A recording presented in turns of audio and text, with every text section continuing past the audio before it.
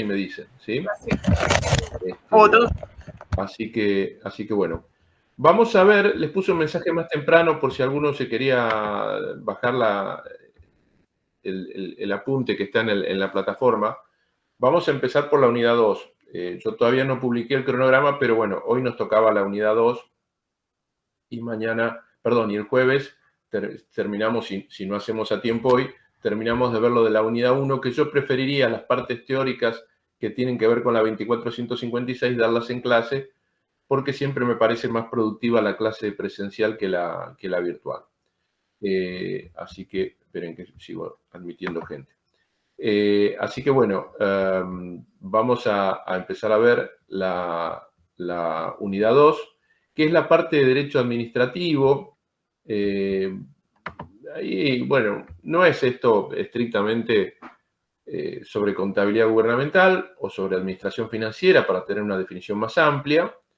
Pero bueno, aparentemente no hay ninguna materia obligatoria que brinde conocimiento sobre esto, y entonces tenemos que darlo porque en definitiva es el derecho que regula a la actividad pública. Ustedes saben que, por ejemplo, cuando hablamos de derecho laboral, hay un principio que dice que en caso de duda se falla a favor del empleado, ¿sí? Cuando hablamos de derecho penal, hay un principio que dice que en caso de duda se falla a favor del acusado. Bueno, en el derecho administrativo, si bien no está establecido así expresamente, en caso de duda se falla a favor del Estado. El derecho administrativo es el derecho del Estado. Por lo tanto, las cuestiones que tienen que ver con la administración pública se regulan por el derecho administrativo y no por el derecho privado, no por el derecho, por ejemplo, por el Código Civil y Comercial, que es derecho privado. El Código Civil y Comercial, el derecho privado, regula para las acciones de los particulares, y cuando digo las particulares incluyo ahí también las empresas del sector público. O sea, las empresas son entes privados. O sea, si bien el dueño es el Estado, estamos hablando de empresas constituidas al amparo de la 19.550, ¿no? De la Ley de Sociedades. Vamos a ver más adelante que hay otras leyes de sociedades que se fueron dando. Sobre todo, hay dos de la época del primer peronismo, cuando se empiezan a estatizar empresas de servicios públicos y las empresas prestadoras, y entonces se dieron dos leyes en ese momento, y después, en el 73, con la vuelta del peronismo, se dio otra ley sobre el tema, y de hecho son leyes donde están más cerca del derecho administrativo que el derecho comercial, ¿sí? Y tienen incluso menos controles. Tienen mucha más vigilancia o control las sociedades anónimas en ese sentido, y por eso es que lo lógico hubiera sido, cuando salió la 19.550, de hecho la última ley de empresas públicas es posterior a la 19.550, pero bueno, cuando salió la 19.550, lo lógico hubiera sido transformar a todas esas empresas del Estado en sociedades anónimas con tenencia del Estado de la mayoría accionaria, pero con todos los controles que incorpora la 19.550 y que estas leyes, sobre todo las de la década del 40 del siglo pasado, no contemplaban estas regulaciones y estas definiciones en términos de control de las operaciones y controles financieros y demás, ¿sí?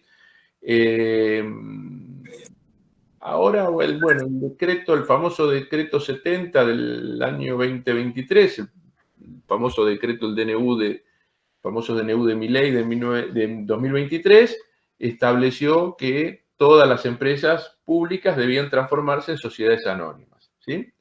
Eso no implica privatización, lo aclaro, la favorece obviamente, porque la empresa puede salir a ofertar en el mercado de capitales parte de su paquete accionario, pero no necesariamente implica privatización. O sea, yo lo que quiero dejar en claro es que no estoy discutiendo la política del gobierno respecto a si está bien o está mal privatizar, si se tienen que privatizar todas o algunas sí, algunas no. No estoy opinando sobre eso. Lo que digo es que los controles de la empresa, aún que continúe perteneciendo al Estado, son mejores en la 19.550 que en las otras leyes. Con lo cual, aun cuando la decisión política fuera mantener a todas las empresas públicas como estatales, sería saludable que se transformen en sociedades anónimas porque mejorarían sus controles, ¿sí? Bien, hecha esta introducción, vamos a ver propiamente dicho lo que plantea la unidad temática 2, ya dijimos, sobre derecho administrativo, el derecho que regula el Estado. De hecho, el ámbito de aplicación, el artículo primero, es la ley 19.549, que es una ley de la época de la 19.550, es la anterior, que son leyes que se dictaron, en realidad, si uno lo piensa, son decretos leyes, porque se dictaron en la época del gobierno militar de Lanusse, o sea, no había Congreso, no había Parlamento, no fueron leyes aprobadas por el Congreso, fueron leyes aprobadas por un gobierno militar, con lo cual serían más la figura de decretos leyes que de leyes, pero esta ha tenido innumerables modificaciones, todos los gobiernos la han ido modificando a lo largo del tiempo, con lo cual, como todos los gobiernos le han incorporado modificaciones que sí han sido tratadas, muchas de esas, por el Parlamento, o sea, cuando eran en los casos de gobiernos democráticos, es como que las han convalidado, ¿no? A la 19.549, que es la Ley de Procedimientos Administrativos, ¿sí? Que es de la misma época y de la misma factura, quiero decir, del gobierno de Lanusse, que la 19.550, que es la Ley de Sociedades, ¿sí? Bien, el artículo primero de la 19.549 dice que el ámbito de aplicación del régimen, o sea, del régimen de procedimientos administrativos, se aplica a la administración pública nacional centralizada y descentralizada. Esto es, la administración central y los organismos descentralizados, todo es administración pública. Después vamos a ver, lo tendríamos que haber visto en la unidad 1, en la parte que no terminamos de ver, que yo prefiero darla en clase. Vamos a hablar de centralización y descentralización. En principio, ustedes tengan presente que administración pública es todo, tanto el Poder Ejecutivo con sus ministerios, como el Poder Legislativo, el Poder Judicial, y organismos descentralizados que no son empresas, son entidades administrativas, pero con patrimonio y personería jurídica propia, ¿no? Por ejemplo, Vialidad Nacional, la Comisión Nacional de Energía Atómica, ¿sí? Ese tipo de entidades que son entidades administrativas, no tienen un fin comercial, y que son parte de la administración pública. Esperen que sigo incorporando gente. Bien, entonces decíamos, el artículo primero dice que esto se aplica a la administración pública. Dice también a los órganos del Poder Legislativo, Judicial y del Ministerio Público de la Nación cuando ejerzan actividad materialmente administrativa. ¿Por qué hace la aclaración? Porque, bueno, la ley no obliga al Poder Legislativo en la tramitación de las leyes, ni al Poder Judicial en la tramitación de las causas judiciales o al Ministerio Público. Obliga en lo que tiene que ver con actividades administrativas, es decir, por ejemplo, pagar los sueldos, y si un empleado se presenta inicia un expediente porque dice que le están pagando, le están liquidando mal, eso es una tarea administrativa. No importa si ese empleado es de un ministerio o es el secretario de un juzgado o lo que fuere. Es una tarea administrativa, ¿sí? Pero no se mete la ley en las cuestiones estrictamente propias de los otros poderes. O sea, no se mete a decir cómo es el procedimiento de sanción de las leyes o cómo es el procedimiento judicial. Eso escapa a esta ley, ¿sí?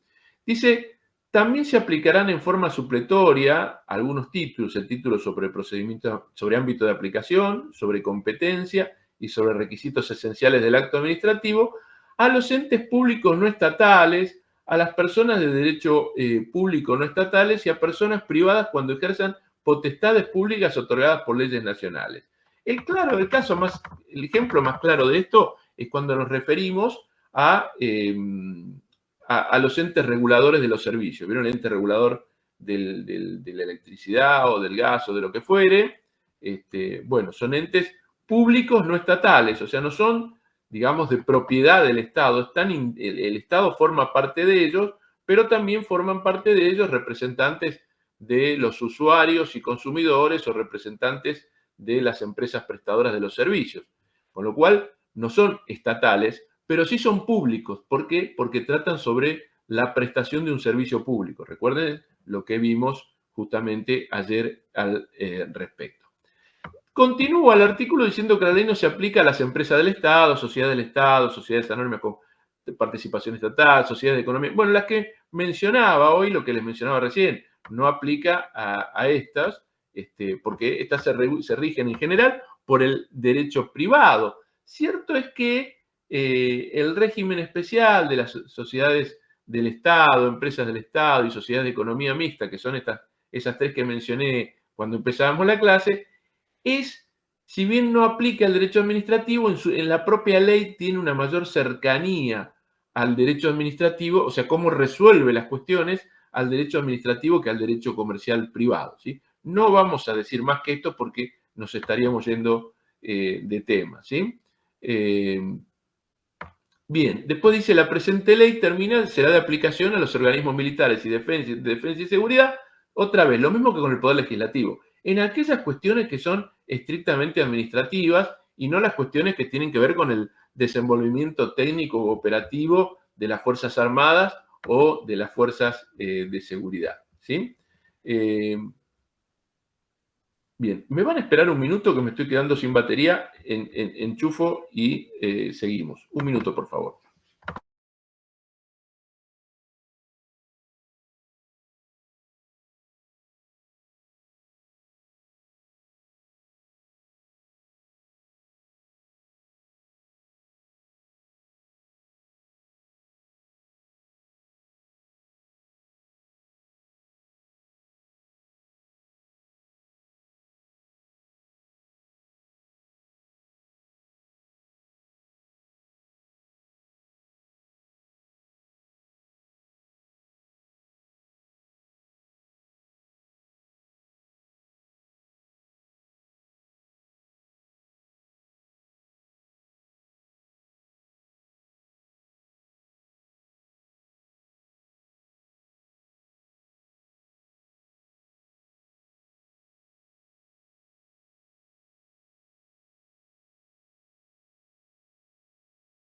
Listo, gracias. Seguimos.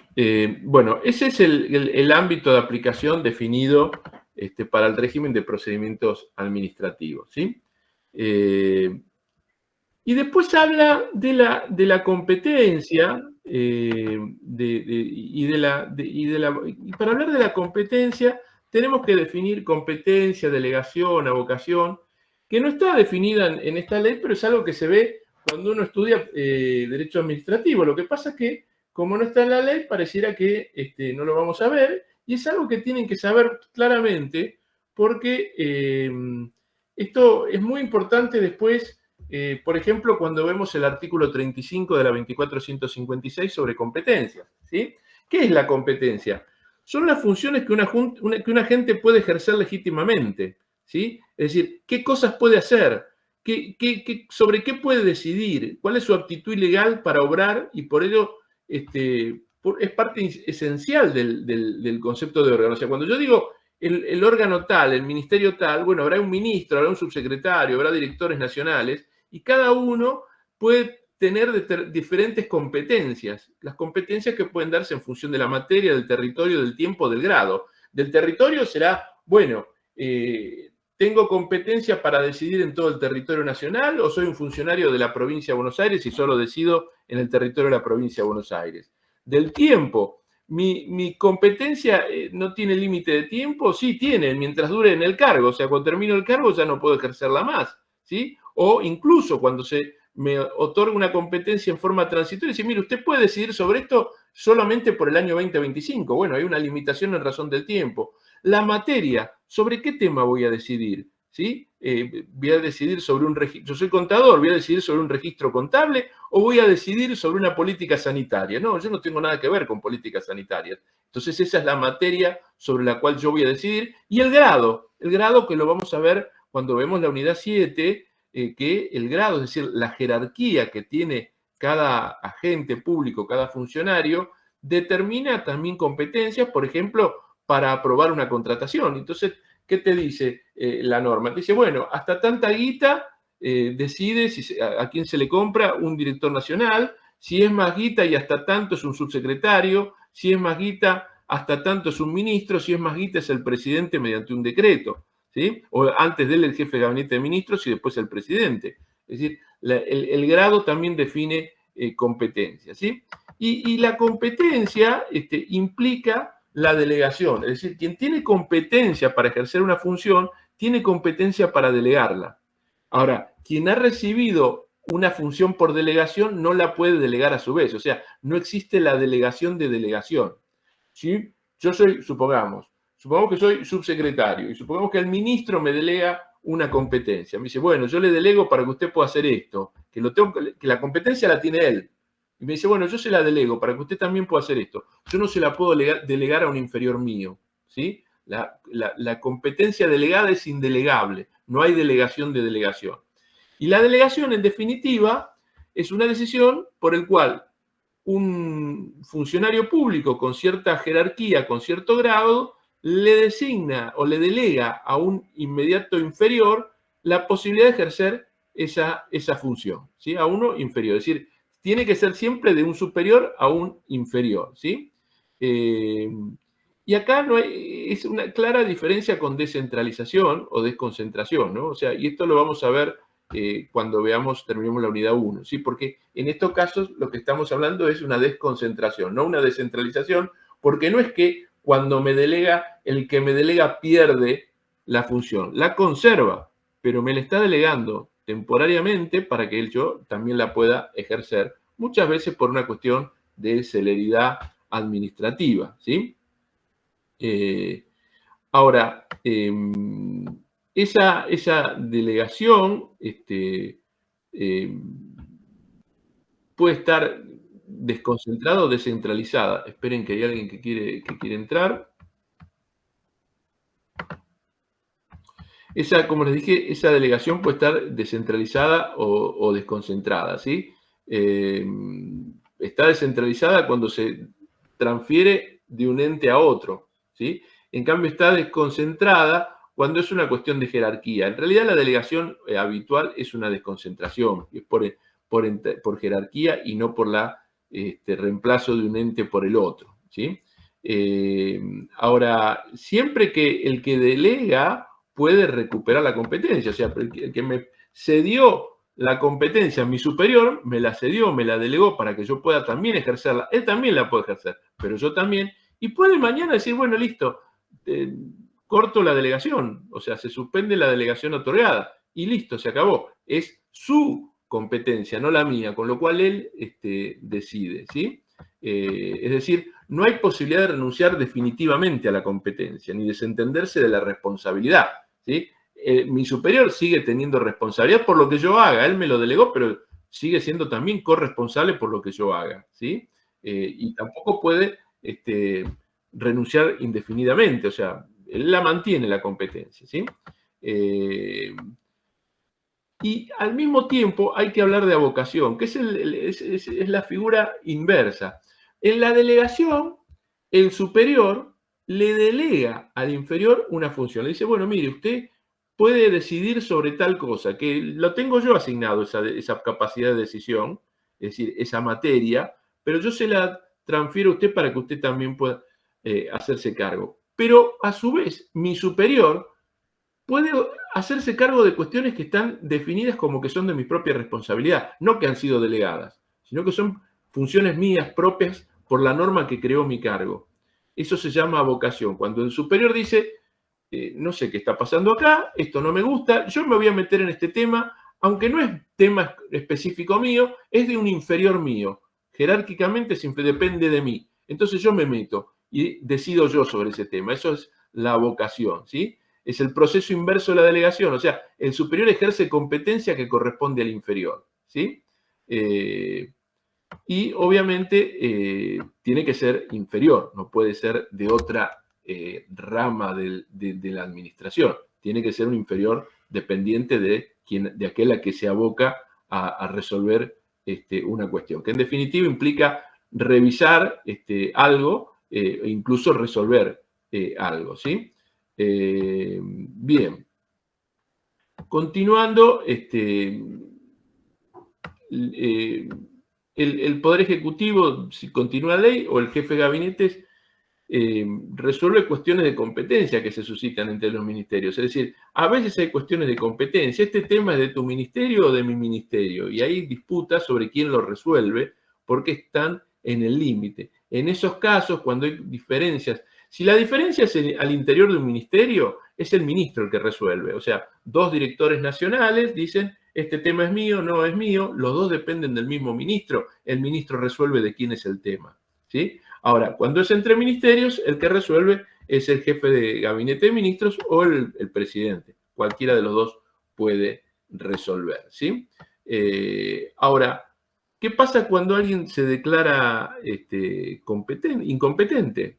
Es decir, si alguien dice, no, este no es mi tema. Bueno, un superior tiene que decidir si efectivamente es su tema o si es tema de otro y asignárselo a otro, ¿sí? ¿Estamos hasta acá? ¿Se escucha bien? ¿Alguna duda? Hay más para entrar. Se escucha perfecto, profe. Sí, bien, profe. Gracias. Bueno, esperen que estoy admitiendo a más gente. Bueno, vamos a continuar. Después la ley continúa con la enumeración de los principios del procedimiento administrativo. Hay un par de principios que no están enunciados por la ley propiamente dicho, pero que están aceptados incluso como los más importantes, ¿no? El primero es el principio de legalidad objetiva o juridicidad, que es algo que yo les dije en la clase de ayer. O sea, todos los actos del gobierno están legalmente dispuestos, ¿sí? No hay actos que no tengan la cobertura de una norma que, por ejemplo, le da la competencia a un funcionario para que tome una decisión, ¿sí? No hay ningún órgano que pueda adoptar una decisión si no hay una ley que lo faculta a tomarla. Es decir, ese es y es lo que yo les decía, ¿no? Lo del espejo. ¿Se acuerdan lo del espejo? Yo me paro frente al espejo, levanto la mano derecha y en el espejo estoy viendo que levanta la mano izquierda. Que estoy levantando la mano izquierda. Esto es así, es al revés. En el ámbito privado se hace todo lo que no está prohibido. En cambio, en el ámbito público solo se hace lo que está autorizado legalmente, ¿sí? Este es el principio de juridicidad. Ahora, ¿cómo se relaciona el principio de juridicidad con la administración propiamente dicho? Bueno, hay dos teorías, la de la vinculación negativa y la de la vinculación positiva. Y acá es donde vemos justamente el espejo, la diferencia entre lo privado y lo público, ¿sí? La Corte incluso lo ha dicho, ¿no? Para la actividad privada, la vinculación es negativa. O sea, lo que dijimos, ¿no? Se puede hacer cualquier cosa mientras no esté prohibida. Para la actividad administrativa pública, la vinculación es positiva. Solo se puede hacer aquello que está autorizado por normas expresas, ¿sí? El otro principio también básico del derecho administrativo, que no está en la 19.549, pero que al igual que el anterior son los dos principios básicos del derecho administrativo, es el de la verdad jurídica objetiva o material. ¿A qué se refiere esto? Cuando nosotros vamos a la actividad privada y hay un conflicto civil, comercial, el juez resuelve de acuerdo a las pruebas aportadas por las partes, ¿sí? Es decir, tengo una disputa con otra persona, digo, me debe guita, y él dice, no, yo te la pagué, y yo llevo la factura, digo, ves acá, le facturé y el remito, me recibió lo que le llevé y nunca me lo pagó. Y la verdad se me lo pagó, pero el otro no trajo el recibo. Y entonces el juez dice, a ver, y acá la prueba que tengo es que usted le facturó algo que el otro había recibido de conformidad, págueselo. Y el otro dice, pero yo lo pagué. Bueno, pero usted no trajo la prueba, ¿sí? Es decir, en el derecho privado, la verdad es subjetiva, es la prueba aportada por los sujetos. En cambio, en el derecho público, público y en el derecho administrativo, la verdad es objetiva, o sea, no hay que contentarse con las pruebas aportadas por las partes, sino hay que ir al fondo de la cuestión y tratar de determinar la verdad, ¿sí? Es decir, no quedarme con las pruebas presentadas, sino buscar la verdad material. Quien resuelve debe ajustarse los hechos, debe buscar probar las situaciones, ¿sí? Es casi como un auditor, ¿no? Debe probar lo que ha ocurrido, ¿sí? Por otro lado, esta cuestión hace que la administración no deje de investigar algo por el desistimiento de las partes. O sea, yo me presento, planteo un problema, se abre un expediente y la administración empieza a investigar el tema. Después yo voy y digo, no, ¿sabe qué? Deje, no importa, no lo trate. Y la administración dice, no, yo tengo que saber la verdad. Y sigue investigando, aunque yo, que soy el que lo inició, desista. Y diga, no lo trate, no importa. Porque lo que busca es la verdad objetiva, no la verdad subjetiva. O sea que a la administración no le interesa que yo diga que tal cosa o que yo diga, no, deje, no importa, sino que lo que le interesa es determinar la verdad sobre el asunto. Entonces sigue investigando a ver qué es lo que pasó. Bueno, después de estos dos principios, ya vamos a los que están definidos en el artículo 1 bis de la ley 1949, y que son unos cuantos. El primero es la tutela administrativa efectiva. ¿Qué quiere decir esto? Esto está vinculado con el artículo 18 de la Constitución, que habla de las garantías del debido proceso, las garantías constitucionales del debido proceso y la defensa en juicio. ¿Sí? O sea, a mí no me pueden condenar sin un proceso y sin haber tenido la posibilidad de defenderme en juicio. Bueno, esto aplicado al derecho administrativo es lo que se conoce como tutela administrativa efectiva. ¿Qué quiere decir? Que la administración debe velar, debe vigilar, debe controlar que se cumplan determinadas cosas para hacer efectivo esto. ¿Cuáles son las cosas que deben cumplirse ineludiblemente? Primero, el derecho a ser oído, o sea, que yo pueda exponer mis razones, ¿sí? Y si me dicen, no, por tal cosa, yo pueda contestar, pueda dar mis motivos, ¿sí? Derecho a ser oído. El segundo, derecho a ofrecer prueba o que ella se produzca, o sea, yo puedo ofrecer una prueba o incluso puedo pedirle a la administración que determine algo, que haga una prueba para determinar algo, ¿sí? El tercero es el derecho a una decisión fundada, es decir, cuando la administración decida algo, tiene que dar los fundamentos, ¿sí? ¿Dónde se ponen los fundamentos? En los considerandos del acto administrativo. Entonces, cuando ven un acto administrativo, primero dice visto, después considerando y después fulano resuelve tal cosa.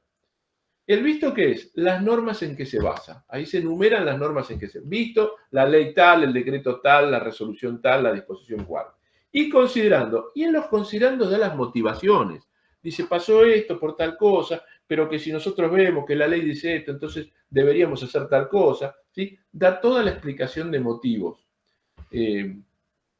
Julio Comadira, un gran tratadista del derecho administrativo, un abogado muy importante. Yo tengo una relación, una amistad con el sobrino, y tengo un amigo que trabajó con Comadira propiamente dicho. Y Julio Comadira decía, mientras redactemos bien los considerandos que vengan por nosotros. O sea, mientras los considerandos sean precisos y estén a derecho de por qué se va a resolver en tal sentido, no hay forma de objetar. ¿Sí? Entonces, por eso esto es la decisión fundada. ¿Sí?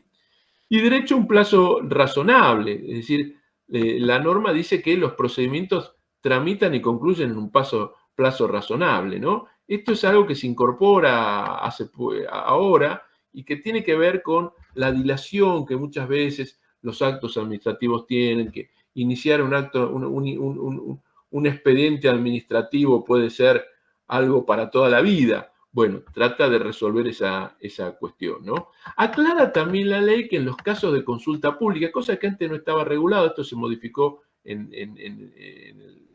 con la ley, la llamada ley bases, un capítulo de muchas modificaciones al Código de Procedimiento, a la ley de procedimiento administrativo, es decir, a esta ley, ¿sí? Y algo que se agregó es que en el caso de las consultas públicas, se debe permitir la participación de todos los interesados para llevarlas adelante, ¿sí? Pero que no son vinculantes. Cuando son consultas públicas no son vinculantes, ¿sí? Más allá de eso, sí el funcionario debe considerar lo que resolvió la consulta pública e incluso expedirse. Es decir, sí, mire, la mayoría dice tal cosa, pero yo digo que no por tal cosa y a mí la ley me avala que puedo hacer tal y tal cosa, ¿sí? Bien. Otro derecho es de la impulsión e instrucción de oficio, ¿sí? El procedimiento administrativo puede ser iniciado de oficio o a petición de parte. Es decir, lo puede iniciar la administración por sí O puede presentarse un particular y decir, mire, pasa tal cosa, ¿por qué no resuelve? Esto es la petición de oficio. Ahora, se haya iniciado el expediente por propia decisión de la administración o a petición de parte, una vez que el expediente está iniciado, debe haber instrucción de oficio. Es decir, es la administración la que debe impulsar que el expediente siga su curso, resuelva las pruebas y tome una decisión. ¿Sí? No es que si no me, como en el derecho privado dicen, si no me trajo pruebas, yo me quedo acá. No. Acá, aunque el particular no haga nada, la administración tiene que hacer de todas formas. Tiene que determinar la verdad, ¿sí? Y por otro lado,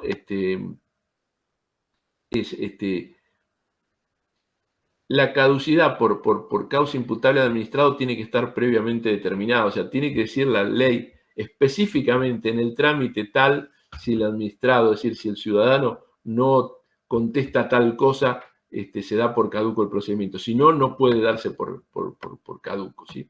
Y después la ley nombra unos principios que son secundarios, pero que tienen que ver con podríamos decir, la mejor atención al ciudadano, el principio de celeridad, es decir, de rapidez, que tiene que ver con el cumplimiento de los plazos, de economía, es decir, de ser lo más menos costoso posible, de sencillez, de ser fácil, de eficacia, de lograr su resultado, y de eficiencia, lograrlo de la mejor forma posible, ¿no?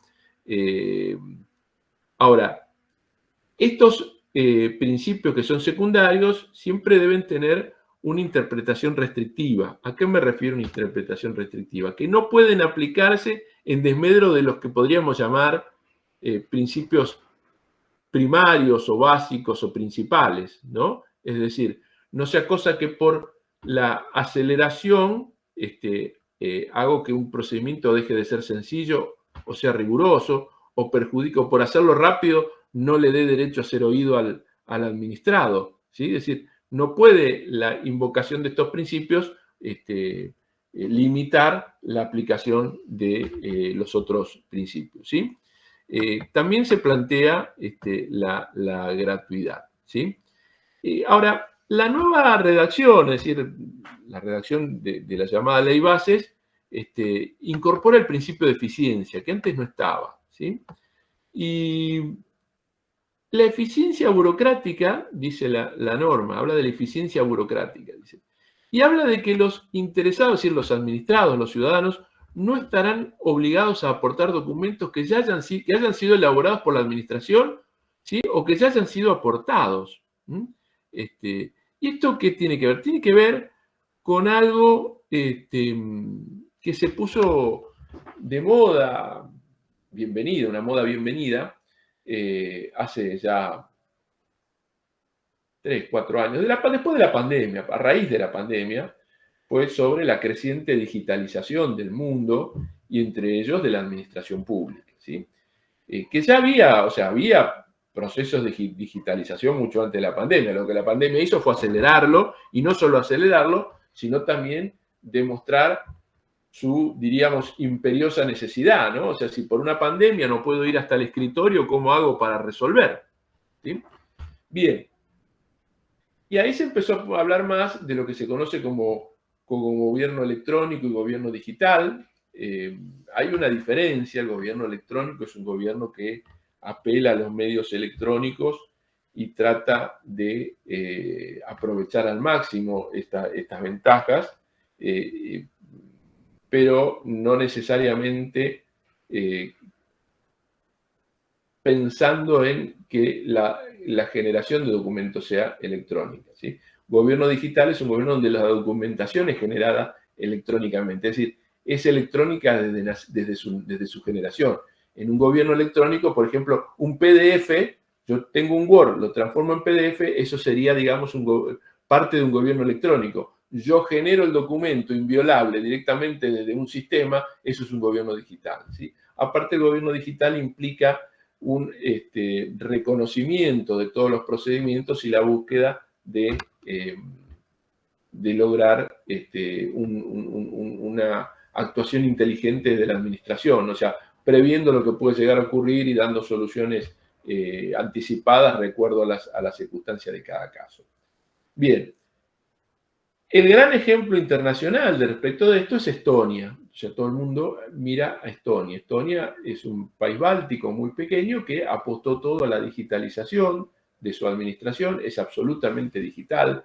Todos los trámites en el Estado se pueden hacer desde una notebook, no hace falta ir a ninguna oficina pública, e incluso Estonia ofrece ciudadanía digital. Es decir, vos vas y podés ser ciudadano digital de Estonia y tenés los mismos facilidades y derechos que si estuvieras viviendo en Estonia.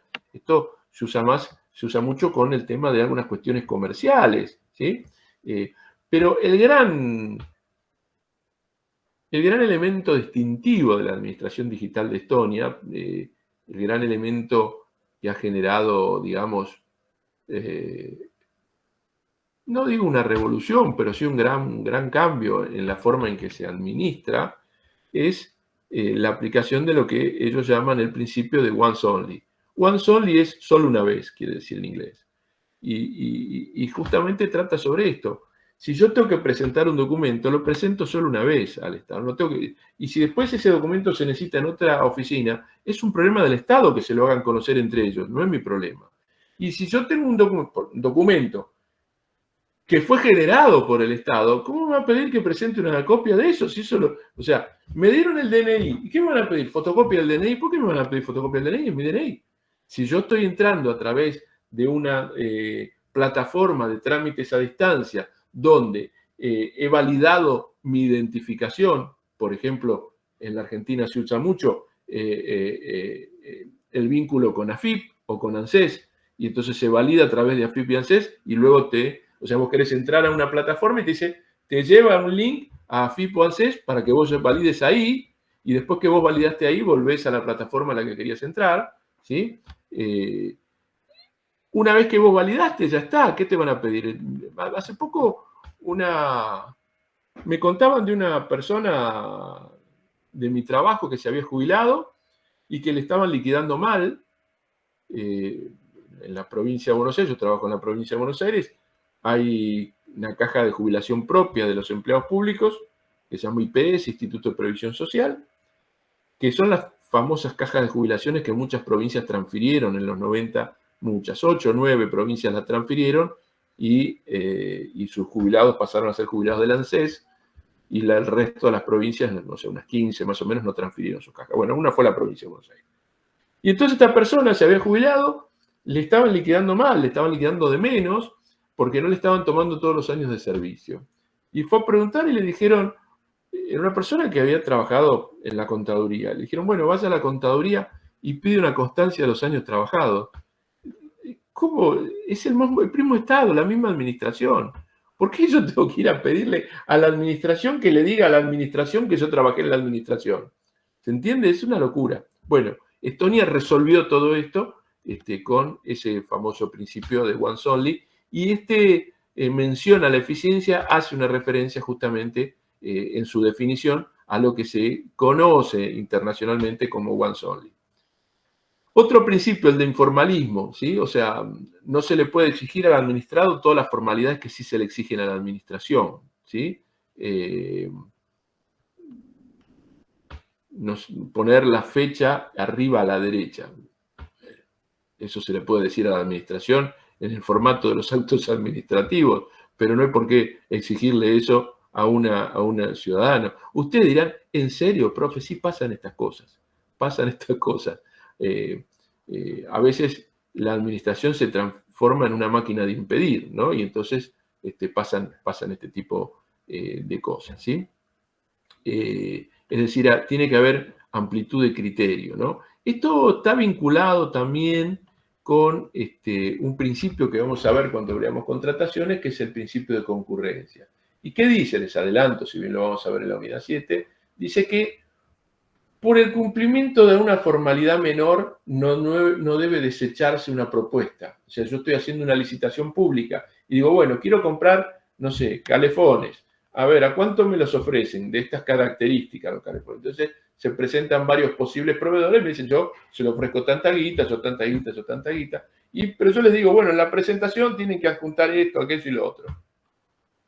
Y algo que no es definitorio, no me lo incorporó en la presentación. Lo llamo y le digo, agregar tal cosa. No el precio, porque el precio sí es definitorio. Pero siempre hay algún papelito que es una pavada, que se pide y no puede por desecharse un trámite por eso, ¿no? Hay que tener, digamos, paciencia al administrado, ¿sí? Para cumplir con todos los requisitos formales está la administración, no el administrado. Cuando digo el administrado, me refiero a los particulares en su relación con el Estado, ¿sí? Bien. Y después el artículo continúa con algo que más que principios son, yo no los considero principios, los incorporo en la lista de principios, pero yo no los considero principios, me parece más que tienen que ver con algunas condiciones mínimas en el procedimiento administrativo, ¿no? Y entonces dice días y horas hábiles, entonces dice que los días y horas hábiles son administrativos, no sábados y domingos, no se cuentan los días hábiles. Y después, bueno, otras cuestiones sobre los plazos que vamos a ver más adelante, ¿sí? Lo único que nos queda para terminar con esto, que en la redacción anterior de la 19.549 se planteaba junto con los principios, aunque no son principios, y que ahora no están, y son las cuestiones contradictorias. ¿Qué son las cuestiones contradictorias? Bueno, no siempre la administración tiene que resolver una disputa o un pedido de una persona humana o jurídica, ¿sí? No siempre se presenta un particular y dice, alega tal cosa, pide tal cosa y la administración tiene que resolver. No. A veces son dos los que disputan. Entonces lo que hay que resolver la administración no es por algo que le pide la administración, sino quién de esas dos personas que están disputando algo tiene razón. Y no es solamente un problema de mala vecindad que uno podría pensar y que podría ser más propio del derecho civil o comercial o de una relación, digamos, municipal, sino también en otras instancias. Supongamos, volvamos al tema del régimen de contrataciones, ¿sí? Lo que les decía, está la licitación de los calefones, se presentan 3, y resulta que hay 2 que se objetan. Dicen, no, pero su calefón no sirve porque tal cosa, porque no se adecúa a lo que dice el llamado a licitación por tal cosa. Y el otro dice, sí, el mío se adecúa, el que no se adecúa es el suyo. Hay una contradicción entre 2 particulares, pero la administración resuelve, ¿sí? Eso es la contradicción. Cuando el cuestionamiento no es hacia la administración, sino entre 2 particulares y la administración debe resolver. Bien.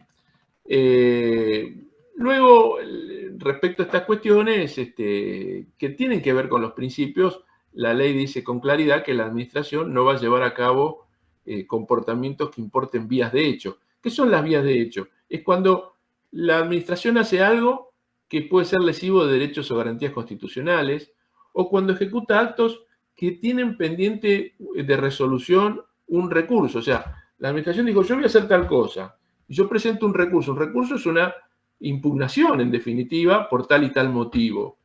Y eso no fue resuelto. Entonces no puede, si la ley establece que no se pueden llevar adelante medidas si no se han resuelto todos los recursos, no lo puede hacer, ¿sí?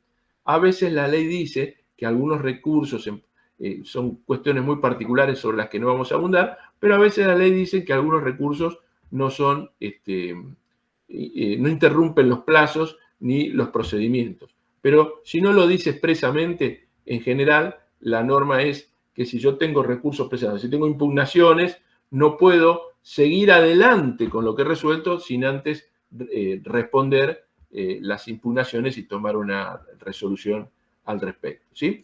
Otra cuestión que tiene que ver con el gobierno digital y que se plantea mucho en los escritos internacionales, pero que no se aplica, la verdad, en la Argentina por lo menos no se aplica, pero no la administración, los privados no lo aplican.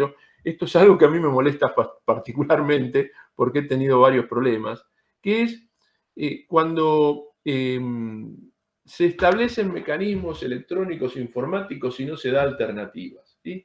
Me he cansado de pelear con bancos que me dicen, bájese la aplicación y haga el trámite por ahí. ¿Y por qué me tengo que bajar la aplicación?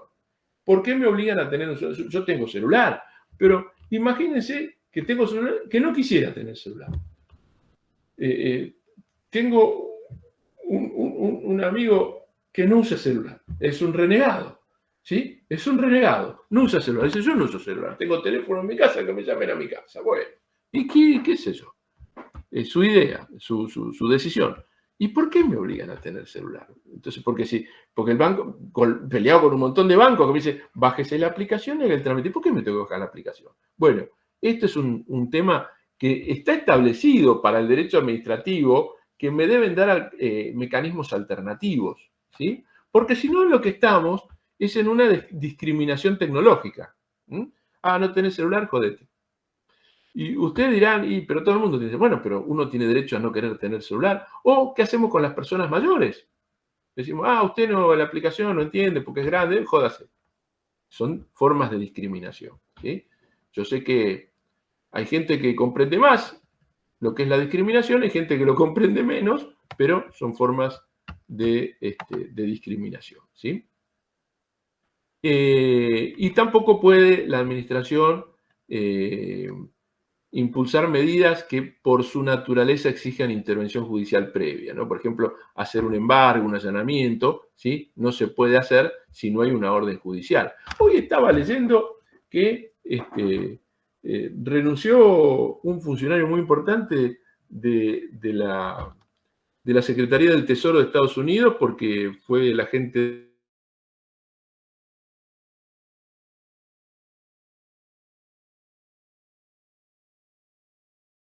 reservada, entonces el tipo renunció, digo, porque para esas cosas existe la justicia. Esas cosas deben ser resueltas por un juez. Entonces la administración no puede, así, perdónenme la expresión, de macho, ir a hacer cuestiones que no han sido resueltas por la justicia, ¿sí? Bien, ¿cómo vamos hasta acá? ¿Bien? Bien, profe. ¿Alguna duda? Bien, bien. No, profe, de mi lado no. Bien, sigamos entonces. Ahora, ¿cómo se expide la administración? Bueno, a través de actos administrativos. Vamos a referirnos a los actos administrativos formales, porque también hay actos administrativos informales. Por ejemplo, un agente de tránsito toca pito y me hace seña que pare, eso es un acto administrativo. Carente de formalidad, no hay un papel escrito, firmado, donde diga en función de la ley de tránsito y visto que me pareció ver que usted pasó el semáforo en rojo, levanto la mano y toco pito para que pare. No, es informal, pero es también un acto administrativo. Pero nosotros vamos a referirnos ahora a los actos administrativos formales, ¿sí? Los que resuelven cuestiones que están en los expedientes, ¿sí? Bueno, primero debe ser dictado por una autoridad competente, ya estuvimos hablando de la competencia, ¿no? Y debe estar fundamentado, no debe estar viciado por error, dolo, violencia, debe sustentarse en los hechos y antecedentes que le sirven de causa y en el derecho aplicable. El objeto debe ser cierto, ¿sí? Debe decidir lo que se le ha formulado, ¿sí? Pero puede plantear otras propuestas, y antes de su emisión deben cumplirse los procedimientos previstos. Por ejemplo, en muchos casos está previsto la intervención del servicio jurídico para que diga si el acto que se va a dictar está a la legalidad o no está a la legalidad, y si se respeta, y si no se está violando la tutela administrativa efectiva que la administración debe al particular, ¿sí? Es decir, muchas veces lo que se pide es ese dictamen del Servicio Permanente de Asesoramiento Jurídico. Debe estar motivado, lo que decíamos hoy, ¿no? De las motivaciones, los considerandos, ¿sí? Y estar motivado con claridad. Y debe dictarse en función de normas que autorizan a esto, ¿no? Esto es las condiciones, digamos, sustanciales mínimas, sustanciales, ¿sí? Porque después formales puede ser la firma o la fecha, ¿no? Son condiciones formales, pero bueno, las sustanciales son estas, ¿sí? se manifiesta por escrito y tiene la firma, obviamente, como dijimos, de quien lo dicte, ¿no? Si no está firmado, no produce efecto jurídico. Firma puede ser firma hológrafa o firma electrónica o forma digital, ¿sí? La hológrafa es a mano, la electrónica es mediante un sistema que genera algún tipo de clave, y la digital, generalmente en términos operativos, se hace con el auxilio de un token, pero implica un registro de firma específico en una autoridad de aplicación, ¿sí? Y bueno, hay distintas modalidades y según la naturaleza del acto será firma electrónica o firma digital, ¿sí? Ahora, como decíamos, la norma incorpora el tema de la participación de usuarios y consumidores en cuestiones tarifarias y de regulación de los servicios públicos, y ahí establece que debe realizarse un procedimiento de consulta pública que resguarde el acceso a la información adecuada, veraz e imparcial, y esto la autoridad regulatoria deberá considerar fundadamente las opiniones vertidas en la consulta. Por decir, no es vinculante, puede no hacer lo que la audiencia resolvió, pero sí tiene que referirse a ello. Dice, porque en la audiencia se dijo tal cosa, pero nosotros no lo vamos a hacer porque nos vamos a basar en la ley que dice esto, esto y lo otro. Y fundamentar por qué no, ¿sí? Los expedientes, primero, ¿qué es un expediente? Un expediente, creo que se los dije el otro día, ¿no? Es un contenedor de documentos, ¿sí? Antes era una carpetita de cartón donde se iban poniendo los papeles, ahora es digital, pero sigue siendo un contenedor de documentos, que se van incorporando en ese expediente. Tramitan entonces, como dijimos, de hace unos años, desde el 2015, no, desde el 2016, tramitan en forma electrónica. Yo siempre dije, no sé qué hubiéramos hecho la administración en la pandemia si no tener generadores electrónicos de documentos, o sea, sistemas, plataformas de expedientes electrónicos para generar documentos electrónicos y para hacer la trazabilidad y el tracking del expediente y de los documentos, ¿sí? Porque hubiéramos tenido que ir a la oficina y seguramente hubiera muerto más gente. Bien, estos expedientes pueden referirse a un solo objeto, esa es la trata, se denomina trata. ¿Sobre qué trata el objeto? Se denomina trata, hay un código de tratas, entonces según de qué trate el expediente se determina la trata. Esa trata tiene distintas fechas de guarda, o sea, según sobre qué trate el expediente, cuánto tiempo se lo guarda. Te dirán, pero profe, me está diciendo que es electrónico. Sí, lo electrónico también ocupa lugar. Es decir, la guarda, el plazo de guarda según la trata aplicaba cuando era papel, y vos tenías montañas de expedientes. Yo me acuerdo, era contador general de la Ciudad de Buenos Aires, y todavía teníamos, al final de mi función ahí, empezó a hacerse expedientes electrónicos, pero antes de eso eran expedientes papel, y bueno, teníamos las montañas de papeles. Una vez al año purgábamos los archivos. Y bueno, según la trata, a ver qué podemos tirar. Y se lo mandábamos Venían de una empresa, me acuerdo de la Ciudad de Buenos Aires, le daba toda una empresa comercial del Plata, que era papelera, y que se lo llevaba, firmaban, se comprometían a triturar todo, y le daban al Hospital Garrahan, le pagaban por el papel. O sea, el gobierno no recibía plata, sino que, estoy admitiendo a alguien, no recibía plata, sino que la plata que se obtenía de eso se le daba al Hospital Garrahan. Pero bueno, había una purga. Bueno, en electrónica también hay purga de documentos, ¿por qué? Porque ocupan espacio de guarda, ¿sí? Entonces esto se determina según la trata, ¿sí? Ahora, puede ser que el expediente requiera dos decisiones, o sea, dos actos administrativos por su naturaleza, ¿sí? Pero bueno, se va a tramitar en un único expediente. Podrá hacerse una resolución conjunta de los dos organismos / funcionarios involucrados en el tema, o podrán hacerse resoluciones separadas, pero ambos podrán tratar el expediente al mismo tiempo, ¿no? Porque es lo que se conoce como tramitación en paralelo. O sea, como el expediente es electrónico, lo pueden tramitar dos áreas al mismo tiempo, y entonces cualquiera de las dos puede tomar el expediente, agregarle algo y volverlo al tracking y que lo tome el otro, ¿sí? Agregarle algo puede ser agregarle una prueba o agregarle un documento administrativo o un acto administrativo. Y cuando ya existen previamente dos expedientes, se pueden unir mediante lo que se conoce como asociación, fusión o tramitación conjunta, que se va a ver, ahora en un ratito lo vemos. Para los expedientes, como dijimos, es un conjunto ordenado de documentos y actuaciones que sirven de antecedente y fundamento al acto administrativo, así como a las diligencias encaminadas a ejecutar. Uno entra a un expediente y hay un número de orden que es cronológico, ¿sí? El 1 es cuando se abre el expediente, después se van agregando, 2, y uno puede ir viendo cada uno de los documentos que se han agregado, ¿sí? Hasta llegar a la resolución, ¿sí? Tienen formato electrónico. Lo ideal es que los documentos que se incorporan se generen electrónicamente, no que sean PDFs. Sí puede ser la solicitud inicial, ¿sí? O sea, puede ser que el ciudadano se presente con un papelito firmado y, bueno, en la mesa de entradas donde lo reciben, abren el expediente, escanean ese documento y incorporan el documento escaneado al expediente electrónico y tienen la obligación de guardar el comprobante papel, porque en el sistema va a salir que quién escaneó esto, fulano de tal.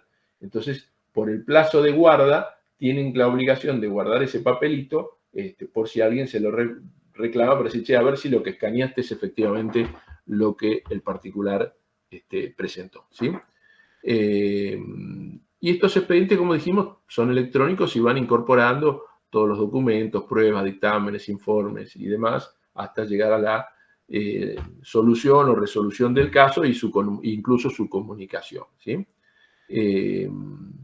Esto se hace mediante lo que se llama un gestor documental electrónico o sistema de gestión documental electrónica, que se desarrolló que en realidad es un aplicativo español, pero que la primera adecuación se hizo en la ciudad de Buenos Aires, yo era contador general la segunda vez, o sea, entre el 7 y el 11, alrededor del 2009 al 2011, 2012, 2013, ahí ya estaba funcionando a pleno, y en 2016 el gobierno de la ciudad se lo cedió al gobierno nacional, que lo empezó, y al gobierno de la provincia de Buenos Aires. El de la provincia de Buenos Aires lo instaló, obviamente con sus adecuaciones, sus customizaciones, cada uno, y Nación no solo lo instaló, sino que también después se lo cedió a un montón de provincias y municipios que hoy tienen gestión documental electrónica gracias a ello, ¿sí? La norma decía que los que tuvieran el soporte papel podían continuar en soporte papel. Antes de esto ya es un inciso que ya perdió, yo diría debe haber perdido, no sé si quedarán expedientes en papel vivos, supongo que ya se deben haber resuelto todos, pero permitía la tramitación del expediente papel en papel cuando ya había sido abierto antes y tenía ya toda la documentación, porque ponerse a escanear mucha documentación era un lío, ¿sí? Pero lo nuevo iba todo en electrónico, ¿sí?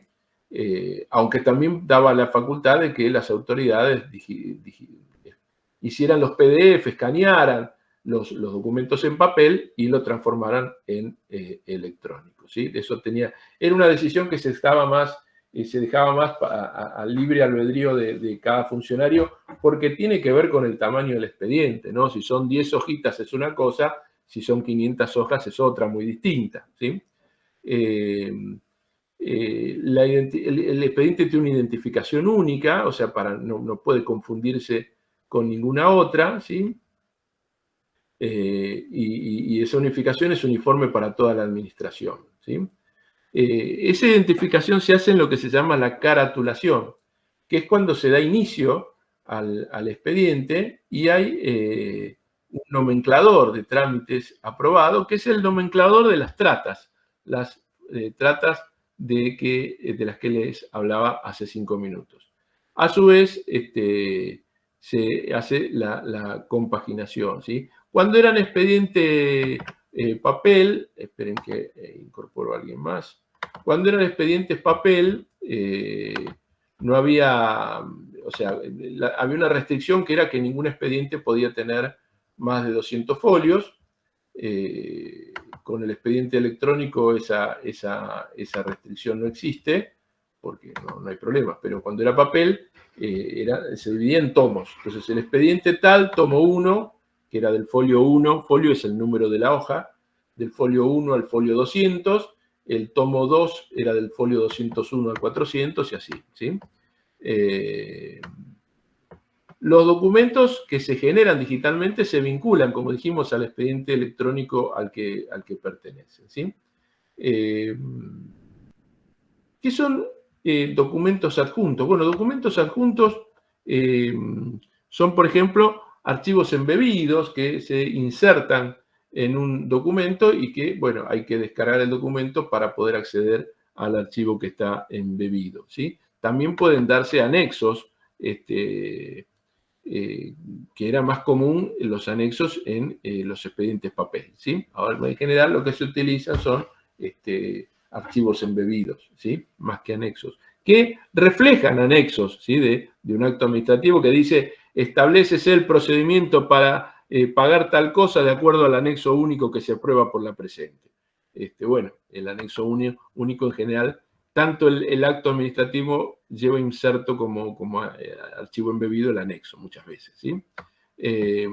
Ahora, decíamos que los expedientes se podían vincular entre sí, y ahí teníamos la asociación, que permite relacionar uno o más expedientes como consulta, pero solo como consulta.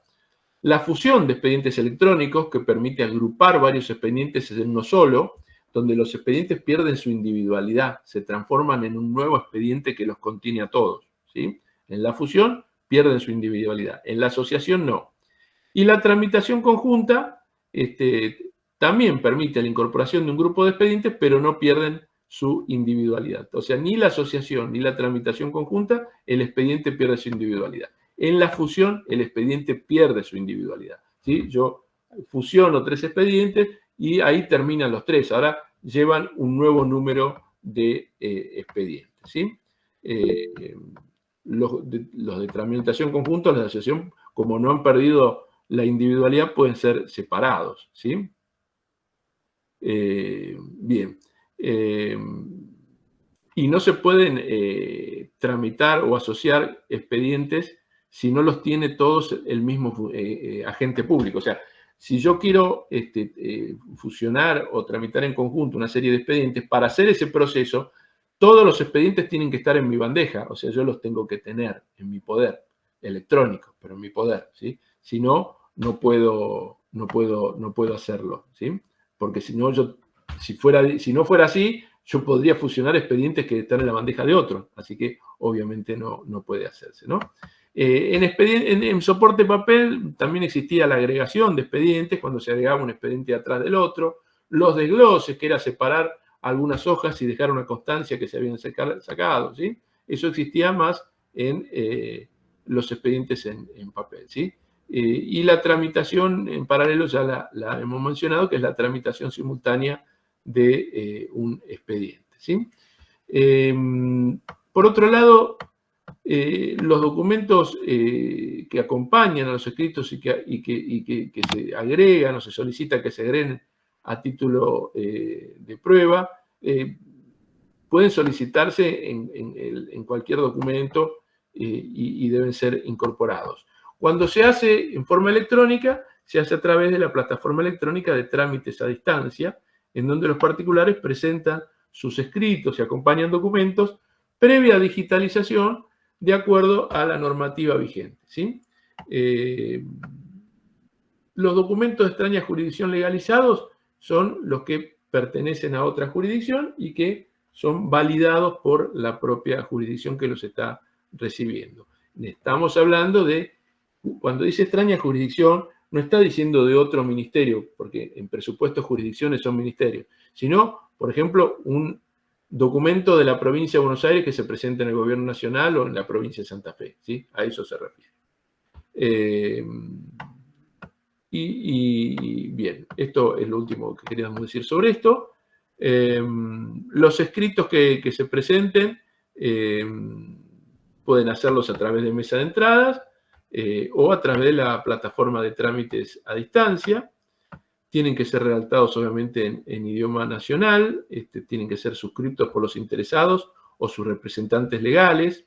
Existe también lo que se conoce como firma ruego, que es cuando una persona no sabe leer y escribir o está imposibilitada por una disminución visual, puede pedirle a su representante o incluso al empleado público que lo está atendiendo que se lo lea y que lo firme por él, ¿sí? Eso es lo que se conoce como firma ruego, ¿sí? Si en los expedientes papel, si había enmiendas o testaduras, debían salvarse, ¿no? Eso no ocurre ya en los expedientes electrónicos, que tienen muchas más validaciones de seguridad, obviamente, ¿no? O sea, en un papel yo puedo cambiar la fecha, en un documento electrónico no puedo cambiar la fecha, ¿sí? Y bueno, ya dijimos, la digitalización se hace en la mesa de entrada y la mesa de entrada tiene que conservar el papel como prueba de que ha escaneado algo que era verdadero, ¿sí? En cambio, los documentos electrónicos, y ya hablando de los documentos electrónicos que genera la propia administración a través de su sistema de generación electrónica de documentos, se consideran todos originales. O sea, si yo saco copia, es un original, y si saco otra copia es un original, y si saco otra copia es un original, ¿sí? Siempre son originales porque fueron generados electrónicamente, y eso lo demuestra el metadato del documento, ¿sí? Bien, ¿qué más? Ya la firma ruego la vimos. Puede solicitarse en algunos casos la ratificación de la firma, puede solicitarse la constitución de un domicilio especial, en el caso papel. En el caso electrónico hay una sede electrónica, que es la cuenta del usuario de la plataforma electrónica de trámites a distancia, ¿sí? Esa es la sede electrónica del particular. Ahí se hacen las notificaciones y el particular no puede decir no fui notificado si se hizo a través de la plataforma, ¿sí? O sea que tiene que estar mirando la plataforma para saber si le avisan algo, ¿sí? Si hay faltas o errores en el domicilio, deben resolverse, ¿sí?